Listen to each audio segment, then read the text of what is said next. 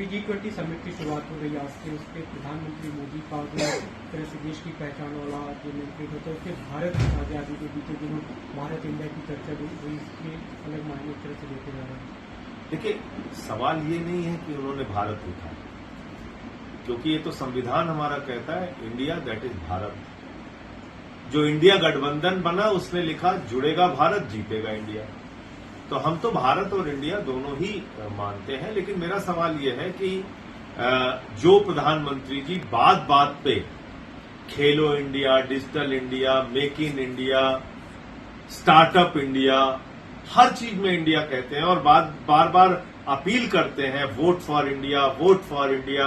आप मुझे बताइए, वो प्रधानमंत्री अब कह रहे हैं कि साहब हम इंडिया का नाम बदल के भारत कर देंगे, इसलिए कि इंडिया के नाम से गठबंधन बन गया।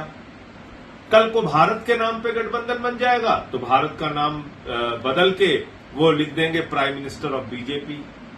फिर कोई गठबंधन बीजेपी के नाम से बन गया तो उसको बदल के वो कर देंगे कि प्राइम मिनिस्टर ऑफ कांग्रेस, कुछ भी कर देंगे। मतलब ये क्या है? ये कैसा मजाक है? आपके पासपोर्ट के ऊपर लिखा रहता है रिपब्लिक ऑफ इंडिया, आपके नोट के ऊपर लिखा रहता है reserve bank of India. IIM हो, आईआईटी हो, एम्स हो, इसरो हो, कहीं इंडिया है कहीं इंडियन है, सब आप बदल दोगे। भारत छोड़ो आंदोलन जब हमारे स्वतंत्रता संग्राम सेनानियों ने नारा दिया तो कहा क्विट इंडिया मूवमेंट, भारत छोड़ो आंदोलन। ये कौन सा मतलब मेरी ये नहीं समझ में आ रहा है कि आप देखिए, सुनिए हमारे आदरणीय प्रधानमंत्री जी को कि ये क्या खुद से बोलते थे। आप दूसरे किसी की बात छोड़ दीजिए, ये स्वयं क्या बोलते थे। प्रधानमंत्री जी का ये वीडियो है, क्या कहते थे, सुनिए आप।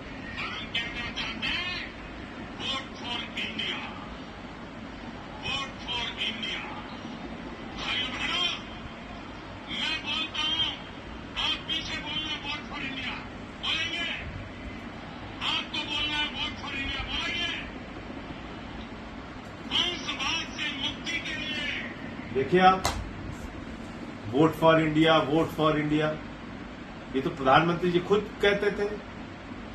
तो अब इसलिए कि इंडिया गठबंधन बन गया उससे इतना ज्यादा डरे हुए, और कल के परिणाम और हैरान करने वाले हैं।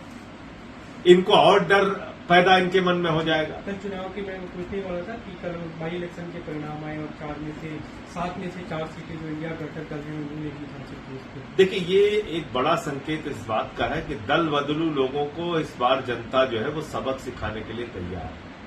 आप उत्तर प्रदेश का उदाहरण लेकर देखिए, वहां पर समाजवादी पार्टी को 1,24,000 वोट मिला और भारतीय जनता पार्टी एनडीए का गठबंधन जो था, जिसमें कि राजभर जी की पार्टी उनके सहयोग में थी, निषाद पार्टी उनके सहयोग में थी, अपना दल उनके सहयोग में थी, महान दल उनके सहयोग में थी, ये सारी पार्टियां मिलकर प्रचार कर रही थी। उत्तर प्रदेश के मंत्री गांव-गांव में लगे हुए थे प्रचार में। डबल इंजन की सरकार है मोदी और योगी की, बावजूद इसके 43,000 मतों से हारे।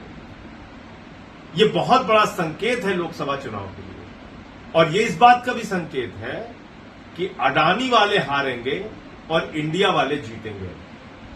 जो इंडिया के साथ खड़े हैं वो जीतेंगे, जो अडानी के साथ खड़े हैं वो हारेंगे। ये इस बात का भी संकेत है। एक दूसरा मुद्दा है, चंद्रबाबू नायडू की गिरफ्तारी हुई है करप्शन केस में, सुबह में गिरफ्तार किया गया।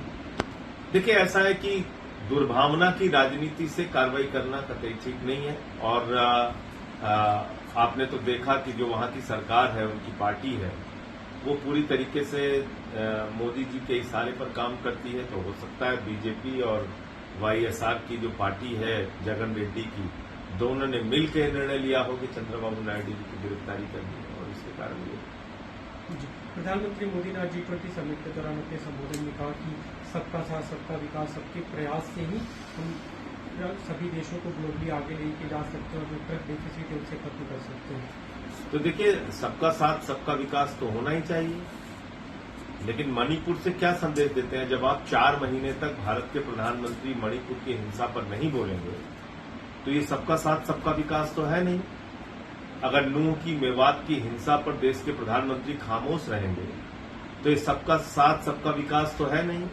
अगर पहलवानों बेटियों के साथ हो रहे अत्याचार पर प्रधानमंत्री खामोश रहेंगे तो ये सबका साथ सबका विकास एक कोरा नारा साबित होगा, बावजूद इसके कि वो आपको जमीन पे कुछ सच्चाई के रूप में दिखाई पड़े। तो जमीन की सच्चाई अलग है, प्रधानमंत्री जी का बोलना अलग है, और मैं समझता हूं कि इसीलिए अब इन नारों का कोई असर जनता के ऊपर नहीं पड़ता। जब प्रधानमंत्री भ्रष्टाचार के खिलाफ बोल के अजीत पवार को अपने साथ शामिल करते हैं, जब प्रधानमंत्री वंशवाद के खिलाफ बोलकर वंशवादी पार्टियों को अपने साथ मिलाकर चलते हैं, तो उनकी सच्चाई अब देश के सामने आ चुकी है। राष्ट्रपति डिनर होस्ट करने वाले G20 डिनर, उसमें सभी मुख्यमंत्रियों को, सभी बड़े नेताओं को बुलाया गया, लेकिन मल्लिकार्जुन खड़गे जो विपक्ष के नेता उन्हें आमंत्रित नहीं किया गया। कांग्रेस पार्टी से लेकर सवाल उठा रहे राहुल गांधी को। देखिए, ये बहुत बड़ा अपमान है मल्लिकार्जुन खड़गे जी का, बहुत बड़ा अपमान है। वो कांग्रेस पार्टी के राष्ट्रीय अध्यक्ष होने के साथ साथ भी राज्यसभा में लीडर ऑफ अपोजिशन है, और लीडर ऑफ अपोजिशन का अपना एक कैबिनेट रैंक होता है, उसका अपना एक संसदीय लोकतंत्र में महत्व है, और आप उसको नहीं बुला रहे। जो व्यक्ति 52 साल से इस देश की राजनीति में, राज्यसभा का भी लीडर ऑफ अपोजिशन रहे, अभी हैं, और लोकसभा के भी लीडर ऑफ अपोजिशन रहे, विधानसभा में भी रहे, कई बड़े बड़े पदों पर रहे, कैबिनेट मंत्री रहे, केंद्रीय मंत्री रहे, और ऐसे व्यक्ति को आप आमंत्रित नहीं कर रहे हैं। ये क्या संदेश आप देना चाहते हैं? या जो विदेशी मेहमान भी आए हैं वो क्या सोचेंगे आपके बारे में? भारत दुनिया का सबसे बड़ा लोकतंत्र है, पूरी दुनिया में हम अपने लोकतंत्र का डंका पीटते हैं, और यहाँ अपने नेताओं से इस तरह का भेदभाव का आचरण करने में ठीक नहीं। आम आदमी पार्टी ने कल मध्य प्रदेश और छत्तीसगढ़ के 10-10 उम्मीदवारों के नाम की घोषणा की। आपको चुनाव की पूरी तैयारी चल रही है? हाँ, निश्चित रूप से पिछले दिनों हमारे दिल्ली के मुख्यमंत्री और पार्टी के राष्ट्रीय अध्यक्ष केजरीवाल जी भी दोनों राज्यों में प्रचार के लिए गए थे, और राजस्थान में भी प्रचार के लिए गए थे, और अभी इसकी शुरुआत हुई है। 10-10 सीटों पर हमने उम्मीदवार की घोषणा की है, और आगे जैसे जैसे नाम फाइनल होते जाएंगे वो अनाउंस होंगे। अकेले आम आदमी पार्टी चुनाव लड़ेगी सभी राज्यों में? ये तो हमारी तैयारी पहले से चल रही है, 1.5-2 साल से हमारी तैयारी चल रही है।